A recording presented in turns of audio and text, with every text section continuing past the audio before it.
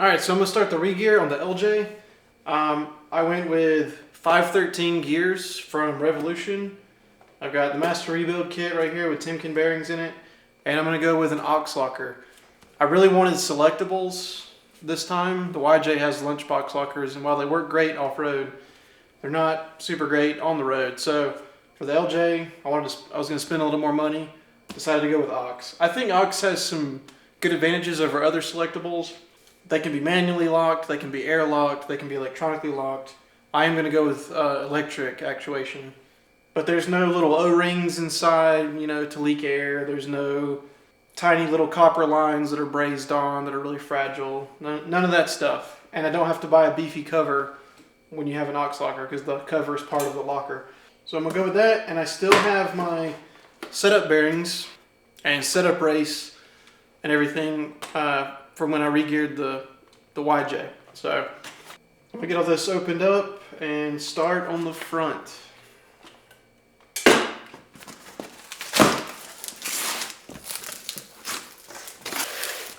You can get this in a 30 spline. I decided to stay with 27 spline just so I can use my stock shafts as spares. Oh boy. There's everything to make it electrically actuated. I also got the drive-away lock, which is basically just a bolt. But if the mechanism ever stops working and it won't shift if it won't engage or disengage the locker, you can just thread this in and manually lock the locker. So I'll always have a functioning locker even if the electrics stop working. And the diff cover.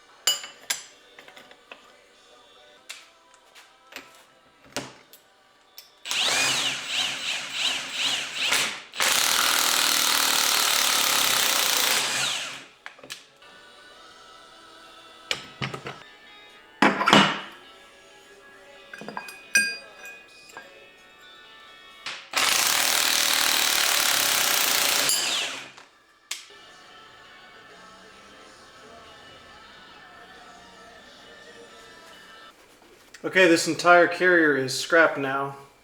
I pulled the carrier bearings off just so I could check. Oh, there's another shim there. The shim stack that's already in there, and then I'll have something to start with when I go to the locker. So this is junk. Do the same with the pinion. Actually, there's no shims under this because it's shimmed from behind the race, so I don't have to pull this one off. So that's all junk now. This is the only shim that was behind the pinion race. It's kind of weird. Wonder if there are shims under there. Shouldn't be.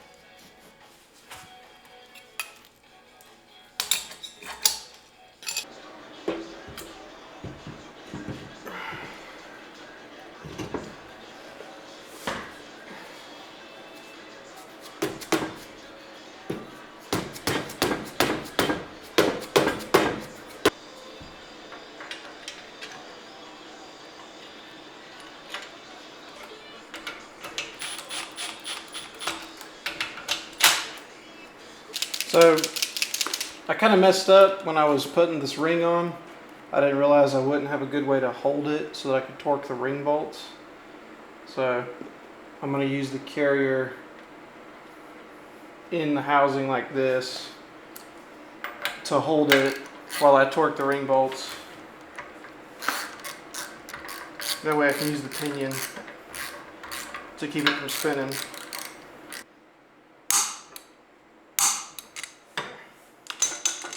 So I'll go around, do that to every one, mark them all with a paint pen.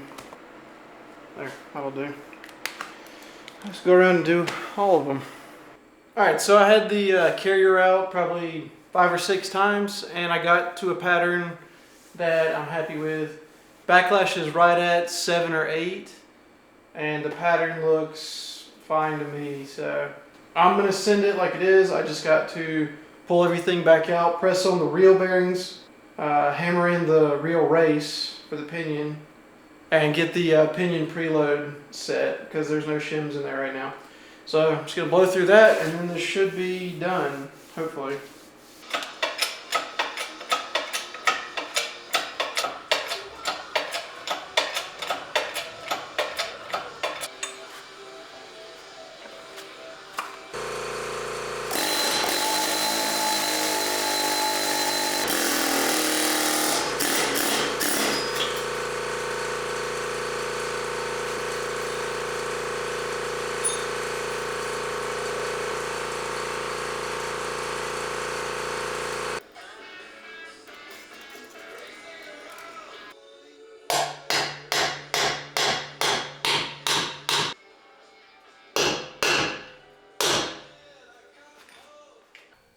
Alright, so I finally got the pinion preload correct.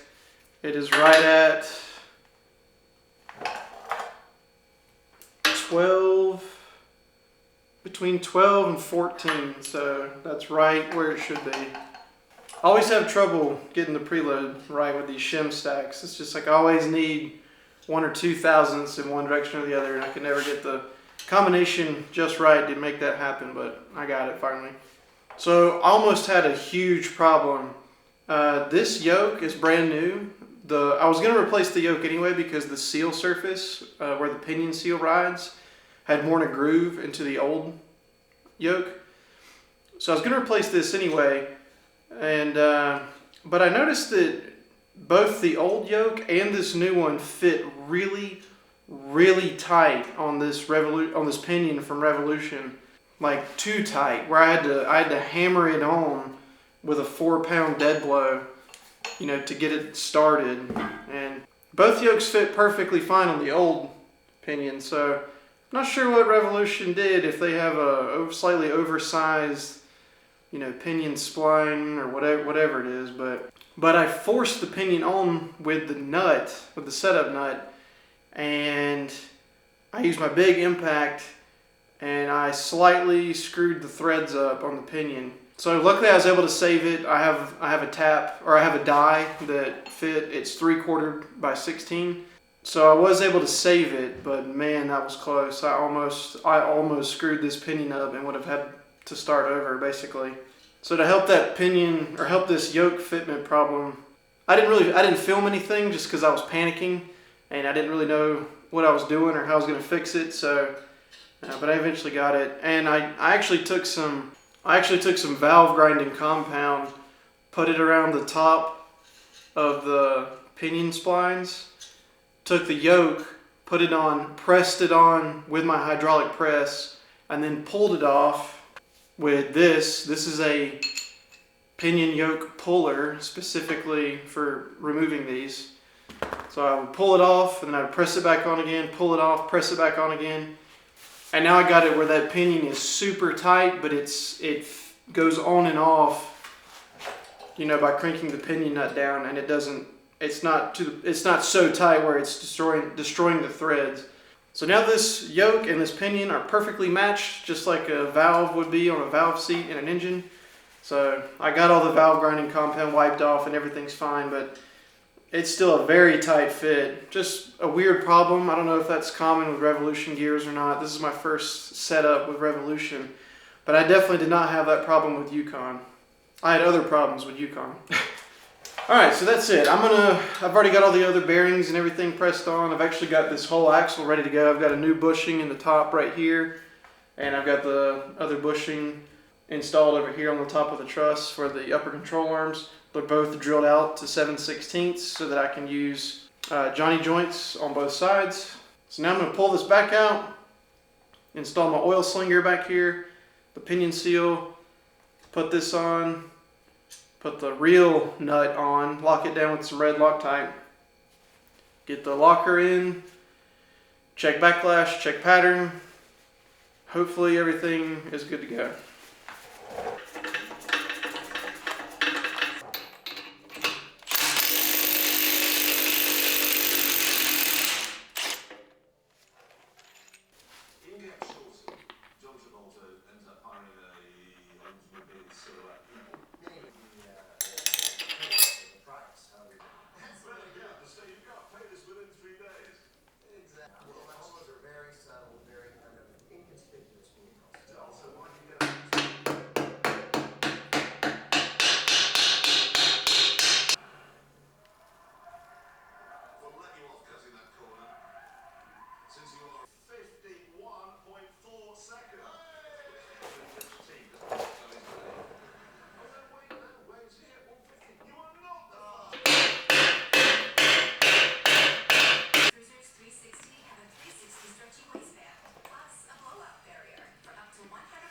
Here we go. Hopefully everything's in there because it ain't coming apart again now.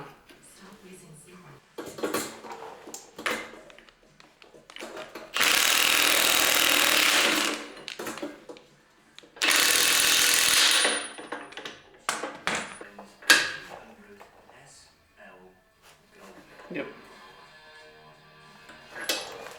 All right, we are done. That is done.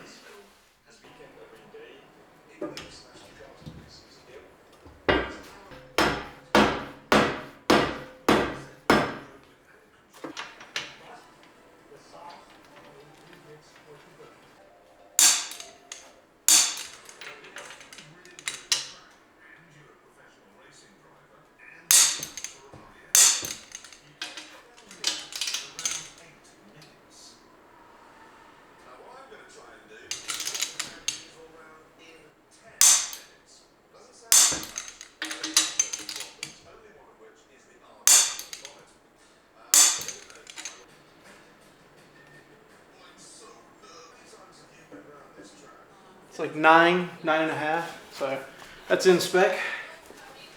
It loosened up a little compared to where it was with the setup bearings, but it is what it is. It's still in spec. Hopefully the pattern is still okay.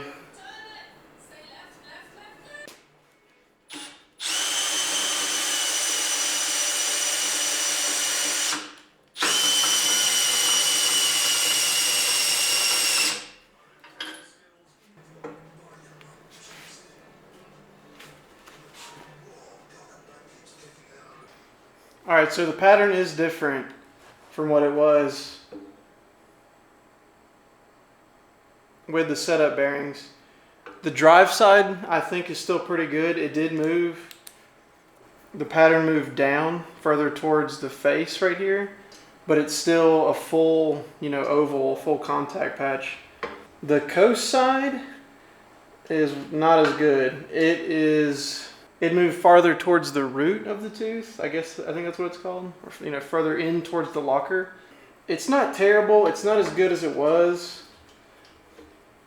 I think the pinion should be a little deeper, but I do think it's going to be okay. So I'll make sure to follow the break-in procedure correctly and take it easy, up until the 500-mile diff fluid change. And then when I change the diff fluid, I'll really look at this and make sure that everything's going to be okay. I mean, worst case scenario, I got to buy a new ring and pinion. So ring and pinion is relatively cheap as long as it doesn't destroy the locker.